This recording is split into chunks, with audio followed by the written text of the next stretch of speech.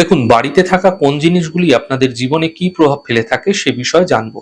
দেখুন, যদি আপনার গৃহে অনেক সময় এমনটি হয়ে থাকে কি, আপনার গৃহে পুরনো আসবাবপত্র ছিল, কাঠের আসবাবপত্র, সেটা ভেঙে গেছে, নষ্ট হয়ে গেছে।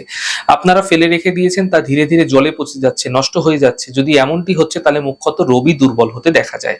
রবি দুর্বল হলে কি হয়? দেখুন, রবি হচ্ছে মান সম্মানের কারক, তাই সমাজে যে মান সম্মান, খ্যাতি, প্রতিপত্তি সেটা ধীরে ধীরে কম হতে দেখা যায়। তাই যদি আপনার গৃহে এরকম কাঠের আসবাবপত্র পচে যাচ্ছে, ফেলে রেখেছেন, যেগুলি আপনাদের ক্ষেত্রে আবর্জনা স্তূপ তৈরি করছে, সেগুলোকে সরিয়ে ফেলুন।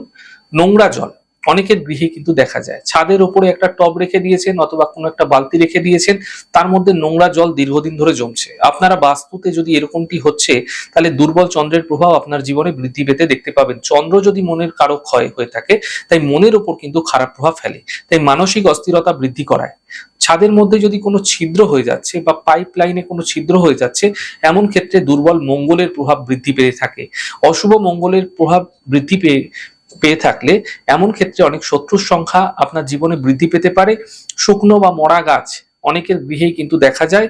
তুলসী গাছ হতে পারে বা যে কোনো গাছ হতে পারে, হঠাৎ করে মরে গেল, শুকিয়ে গেল গাছ, বা জল ফেলে জল সঠিকভাবে না দেওয়ার ফলে এমনটি অনেক সময় হয়ে থাকে।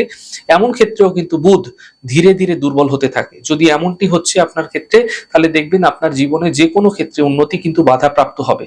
তাই উন্নতিতে বাধাকে দূর করার জন্য শুকনো বা মরা গাছকে সরিয়ে ফেলুন। পুরনো বা ছেঁড়া জুতো যদি গৃহে রয়েছে, বহুদিন যাবত রয়েছে, তাহলে জানবেন শনির দুষ্প্রভাব আপনার জীবনে বৃদ্ধি পাচ্ছে। এতে ব্যবসায়িক ক্ষেত্রে সমস্যা ক্রমাগত লেগে থাকতে দেখতে পাবেন। সমস্যা শেষ হতে চাইবে না, একটার পর একটা সমস্যা কিন্তু চলতেই থাকবে। ছেঁড়া কাপড় অনেকের গৃহেই থাকে। আপনাদের ব্যবহৃত ছেঁড়া কাপড়, বস্ত্র আপনারা গৃহে কিন্তু রেখে দেন, যা আপনাদের প্রয়োজন নেই। এতে ধীরে ধীরে দুর্বল শুক্রের প্রভাব আপনার জীবনে বৃদ্ধি পেয়ে থাকে।